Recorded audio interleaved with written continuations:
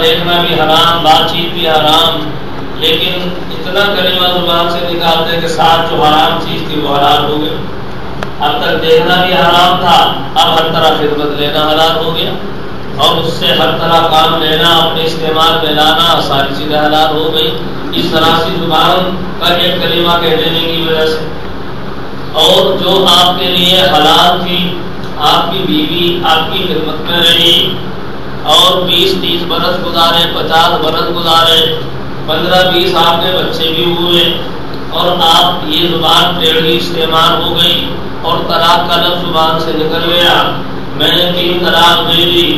بتاؤ وہ بیوی جو آپ کے 10 بچوں کی اماں، جو رات دن آپ کی خدمت کرتی تھی اور آپ دونوں گویا ایک بن کے رہتے تھے، لیکن ذرا سا کلمہ زبان سے نکلنے کے بعد اب وہ بیوی حرام ہو گئی کہ نہیں ہو گئی؟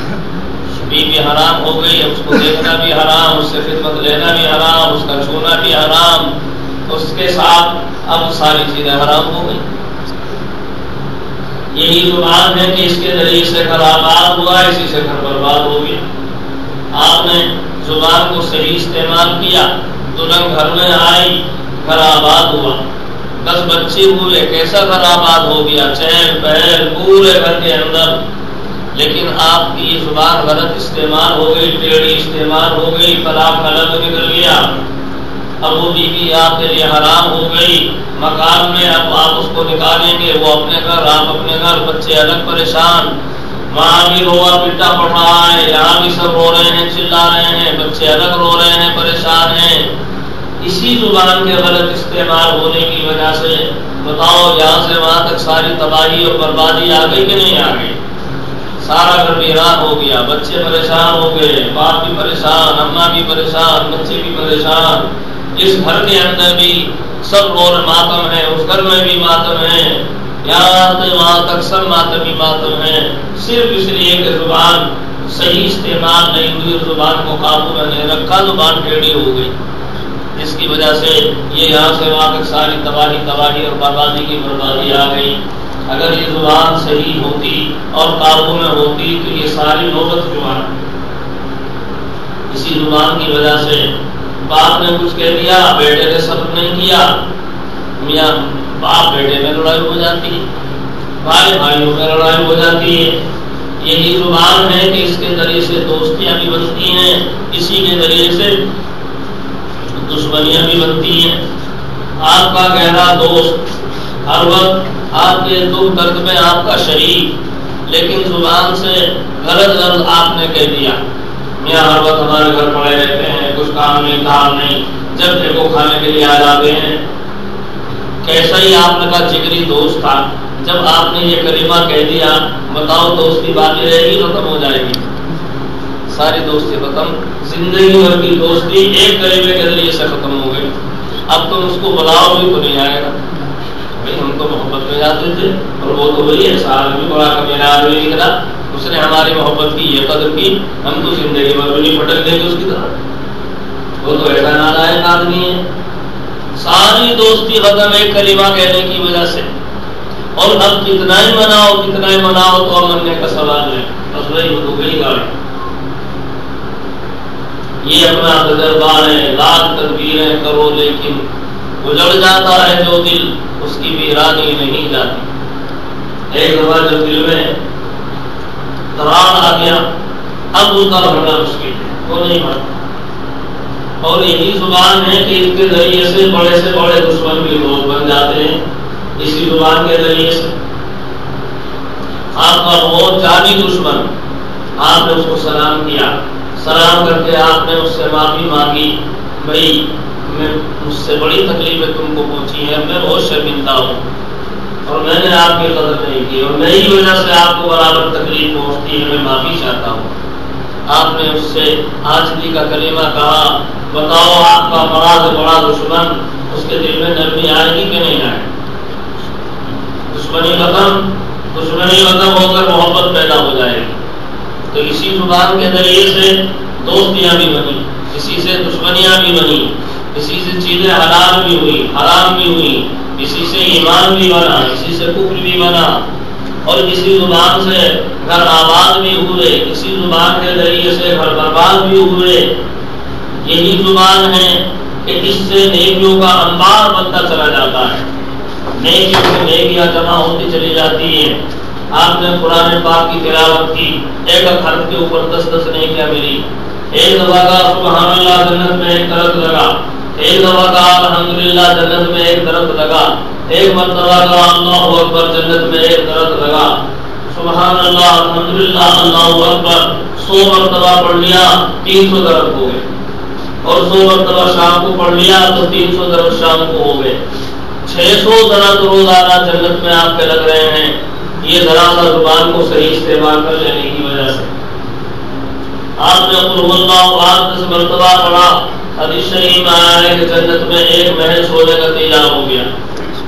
صرف 10 مرتبہ پڑھا قل هو اللہ احد اور جنت میں سونے کا محل تیار۔ 20 مرتبہ پڑھا تو 2 محل، 30 مرتبہ پڑھا تو 3 محل۔ جتنے زیادہ پڑھیں گے اتنی جنت کے اندر محلات آپ کے لیے تیار۔ یہ زبان ہی تو ہے، جنت میں محل کے محل تیار ہوتے جا رہے ہیں اسی زبان کے صحیح استعمال ہونے کی وجہ سے۔ یہی زبان ہے، آپ قرآن پاک کی تلاوت کرتے ہیں اور قرآن پاک کی تلاوت سے بندہ اللہ سے سرگوشی کرتا ہے، مناجات کرتا ہے۔ جیسے اب آپ یہاں موبائل ملاتے ہیں اور موبائل میں یہاں بیٹھے ہوئے ہیں اور بات آپ میں کر رہے ہیں۔ آپ نے موبائل ملایا، یہاں بیٹھے ہوئے ہیں اور بات آپ امریکہ میں کر رہے ہیں اور افریقہ میں کر رہے ہیں یہاں بیٹھے ہوئے۔ اسی طرح اللہ سے بات کرنے کے لیے موبائل کی بھی ضرورت نہیں، قرآن پاک تلاوت شروع کی، اللہ سے بات چیت کا سلسلہ شروع ہو گیا۔ آپ قرآن پاک پڑھ رہے ہیں، اللہ سے بات چیت کر رہے ہیں، دعا مانگ رہے ہیں، اللہ سے بات چیت کر رہے ہیں۔ یہ زبان کو اللہ نے کتنا آسان بنا دیا، گھر بیٹھے ہوئے بستر پر بیٹھے ہوئے اپنے خدا سے ہم کلام ہو رہے ہیں، اور کتنی بڑی سعادت ہے بندے کے لیے اپنے خدا سے ہم کلامی ہو، اپنے خدا کے ساتھ بندے کی راز و نیاز کی باتیں ہوں، کتنی بڑی چیز ہے۔ یہاں بیٹھے ہوئے ہیں، درود شریف آپ نے پڑھا، کچھ فرشتے مقرر ہیں جو درود شریف کو لے کر فوراً حضرت نبی اکرم صلی اللہ علیہ وسلم کی بارگاہ اقدس میں پہنچتے ہیں۔ آپ کے فلاح امتی نے آپ کی خدمت میں یہ درود شریف بھیجا ہے، حضرت نبی اکرم صلی اللہ علیہ وسلم اس کا جواب اور عمل فرماتے ہیں، اس کے لیے دعا فرماتے ہیں، اس کی طرف متوجہ ہوتے ہیں۔ جو سلام پڑھتا ہے وہ درود شریف بھیجتا ہے، مستقل فرشتے مقرر ہیں۔ آپ نے درود شریف پڑھا، آپ اپنے بستر پر ہیں، آپ اپنے گھر میں ہیں، اپنی دکان پر ہیں، کاروبار میں ہیں، جنگل میں ہیں، پہاڑ میں ہیں، سمندر میں ہیں، ہوائی جہاز میں ہیں، وہ فرشتے وہیں موجود رہتے ہیں۔ اور جب کوئی بندہ درود شریف پڑھتا ہے فوراً درود شریف کو لے کر حضرت نبی اکرم صلی اللہ علیہ وسلم کی بارگاہ اقدس میں پہنچتے ہیں۔